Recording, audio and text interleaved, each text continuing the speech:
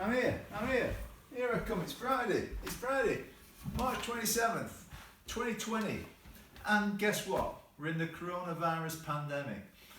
So, what I'm going to do, my name is Ross McWilliam. We're going to go through some of the stuff I've talked about this week. Some of the tips and highlights and things you can implement into your life around a positive mindset, because that is contagious.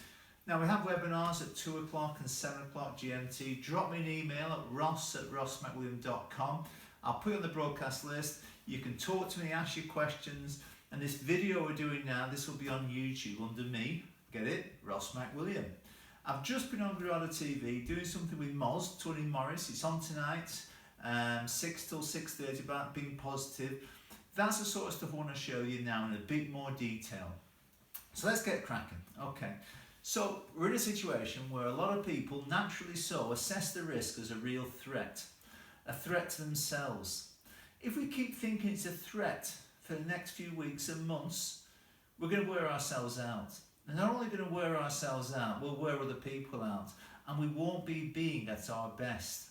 It's natural, as I said, to have a threat and think about this risk, but we can reduce that risk by just relaxing and think about the things we can do. We can wash our hands, we can social distance, we can self-isolate, we can not go out as often as we should do and just go out for food. There's a lot of stuff we can do to help us be healthy. You know, it's up to us to do that bit and section it off. Because do you know what I'm going to say to you next might scare you? This is a once in a lifetime opportunity to actually progress yourself, to help other people, to see how good you can be under pressure, under this performance pressure. How can I live each day and come out the other end looking, feeling, sounding brilliant? It's a once in a lifetime opportunity. If you can't do that, promise me this, just be a little bit curious about what the future can hold in a good way.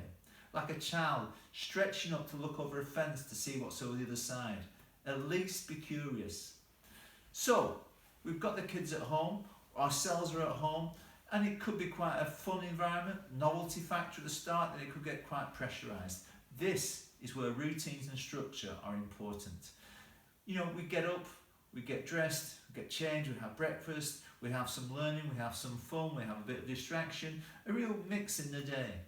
I know some schools, people from schools who have come back to the houses, and they have registers, and they have uniforms, and they have school bells, and they have webinar playtimes talking to their friends. These are all great ideas, and routines will help us get through the days and weeks and months if we have to, but we will come out. The downside of routines is that we can get a bit bored and get in a rut with them. So as parents, you should be able to listen to what your children are saying, observe the behaviours, and if you're very good proactively, change that routine before it becomes self-defeating. So it's very important we do that. So the routines will help us be more positive. And when we're more positive, we've got more things like serotonin and dopamine in our system, which helps our body perform better. If we keep dropping back to that fear on the screen now, this fear thing will get more chemicals in our body like adrenaline and cortisol, which help us to perform, but over time they'll work against us and make us nervous and shy and reticent and random in our behaviours. Okay? But the first thing we need, and we're teaching anybody, pupils, children, whatever age is, needs safety and security. The number one thing, safety and security. If you haven't provided that, learning will be fragmented at best. It won't really happen as well as you think it could do. And if we've got this safe and secure environment, we can build trust, we can build relationships, we can build ambition, goals, motivation, shared common goals. Everything starts from this position here. Just remember that. In this new curriculum, why not put a big dollop of social emotional development and mental health awareness? These things have loads of resources on the internet. I write books on this stuff, and there's all my websites and all the audios and videos. Grab some, use them. In fact, we're doing some live webinars on it next week, so that could be an opportunity for you. But never underestimate the value and the benefit of working on social emotional development. It is so powerful at any age, but especially in the context of this pandemic. Just really need to focus on that. It doesn't have to be structured lessons, it could be in conversations. And this is where as people we need to step up. As adults and parents, I want you to listen to your children more, listen to your partner more, listen to your family members more, and listen, here's a key bit, without interrupting. Listen to understand, and listen without judging. Non-judgmental approach. I'll say that again to you. Do not judge when you're listening to somebody. Listen to understand. Do not listen to interrupt. If you can practice that on a daily basis, your lives will start improving immeasurably. Because sometimes we don't have to get to the end to solve a problem. It's just the process of talking, but crucially, of listening. Distraction's great. I know some people in this pandemic will actually bore themselves silly. They'll be distracted all day long. They'll be watching a movie, reading a book, doing something else. Is the day over yet? Is the day over yet?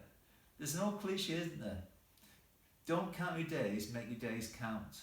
And if you can think about this opportunity in a lifetime, or just be curious, how much can I develop myself? How much can I improve? How much can I bring people along with me and be a leader?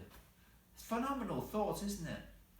Give the children choices. Always give them choices, because when they choose, they'll take ownership. When they have ownership, they'll probably do some actions. So, a theme around this, use this time wisely. Don't always be a consumer watching stuff and eating stuff and just wasting the time away. Be a producer. Produce a better you. Produce a better person in the family. Produce a better partner. Produce better children. Whatever that format is, it's up to you to take it. Now, when this crisis is over, when it is over, how will people view you? As strong, who'll help people in time of crisis, who looks even better now, somebody who'll follow to the ends of the earth. That trust, and they demonstrate that trust. Is that going to be you? Or will you see somebody who dropped down and couldn't really handle it? Somebody who's almost in denial of what was happening, just enclosed in their own space and not really helping other people, just looking after number one and looking after number one in a bad way? You've got to think like this. When this is all over, how will they view me? How will they view Ross McWilliam? Do you know what they're going to say? They're going to say, he rose to the challenge, he developed himself, he pushed himself, he helped other people. He did all this because that's the right thing to do. Ross McWilliam, webinars 2 and 7 o'clock, YouTube channel as well. Please join me, be positive, because a positive mindset is contagious.